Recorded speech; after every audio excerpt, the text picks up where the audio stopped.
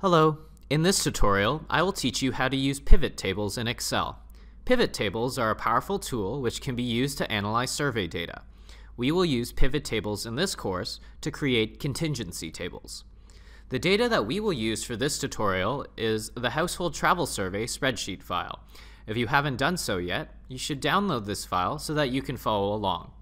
The data for this file is located in the Excel help section of the Learn website. So let's open our file in Excel. To provide some context, this data provides a summary of data that comes from a survey of 100 households. Each column of data represents a different variable, and each row of data represents an individual response from each of these households. Say we wanted to see some of the relationships between these variables using a contingency table. We can do this by creating a pivot table. To create a pivot table, we'll click on Insert, and then Pivot Table. A new dialog box will appear. It should automatically highlight all of the data that's included in the table. However, if this data is not highlighted, you can select the data by clicking the small box on the right of the table or range line. And then we'll highlight all of the relevant data, including the variable titles. And then we'll click on the small box again to return to our original dialog box. We're going to put this pivot table in a new worksheet, so we'll leave that button selected, then we'll click OK. It'll take us to a new spreadsheet. And so suppose we were interested in the joint observations between the number of persons in the household and a specific dwelling type. We should select these two variables to include this in the pivot table. Let's put the number of persons as our row label by clicking on the down arrow beside the variable name and moving this to the row labels. We can put the dwelling type as our column label by clicking the down arrow beside dwelling type and clicking Move to Column Labels. You should have a blank table with all of the potential joint observations based on our collected survey data. To complete this table, we need the count of the households that meet each of these joint observations. To do this, we're going to check off household number and then click on the down arrow beside sum of household number and click Value Field Settings. Instead of sum, we're going to click Count and click OK. Now we have a contingency table that compares the dwelling types and the number of persons in each household. These are our joint observations. And then the grand totals are also known as the marginals. As a quick check, both of our row sums and our column sums should add up to 100, which is the sample size for our survey.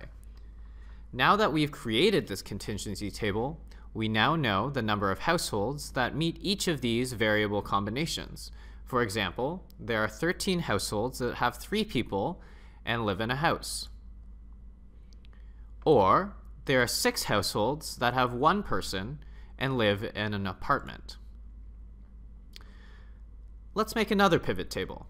This time we want to compare and count the number of households and estimate the average number of trips based on the joint observations of the number of persons and the number of vehicles. So we'll go back to our original data and insert a new pivot table.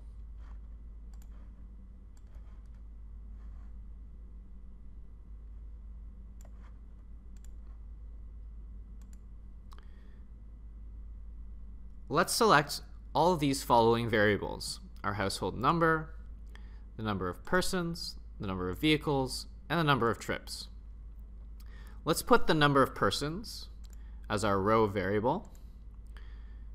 Let's put the number of vehicles as our column variable. And we should change the values within the table to count the number of households.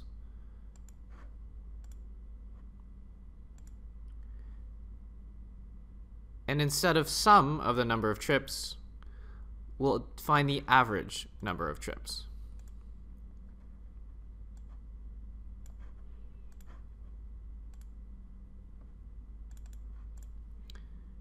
So what does this table tell us?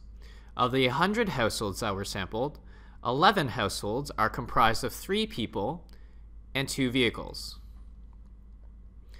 And these households produce an average of 8.5 trips per day. As another example, 16 households have 1 person and 1 vehicle in it. And these households produce an average of 3.0 trips per day. Let's quickly extend our knowledge of contingency tables into the concept of probability. Say we wanted to calculate the simple probability of a household owning no cars.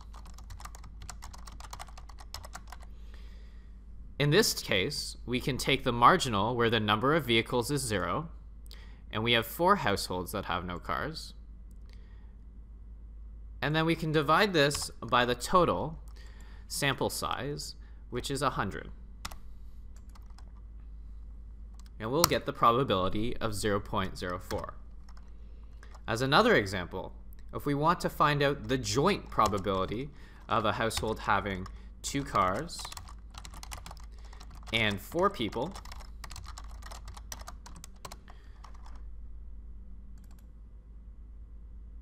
we can simply take the joint observation where we have 2 cars and 4 people and divide this by the total sample size or the number of observations in our survey. And we'll get the probability of 0.14. But let's contrast this with conditional probability. Let's say we want to calculate the probability of a household having 2 cars, but given the condition that the household has 4 people. This is calculated a little bit differently. Instead of looking at the entire sample size, we are looking at the sample that meets the condition, a household size of 4 people. This changes our denominator, as there are 20 households that have a household size of 4 people. So to calculate this, we will take our joint observation of 4 households and 2 cars, 4 people and 2 cars, and divide it by the new denominator that we have here. So our conditional probability of 2 cars given 4 people is 0.70. So I hope this tutorial has been helpful. We have covered how to create a contingency table using the PivotTable function in Excel. We now know how pivot tables can be used to help us calculate some summary statistics for different joint observations, and we also know how this extends to simple, joint, and conditional probabilities. All the best in your work.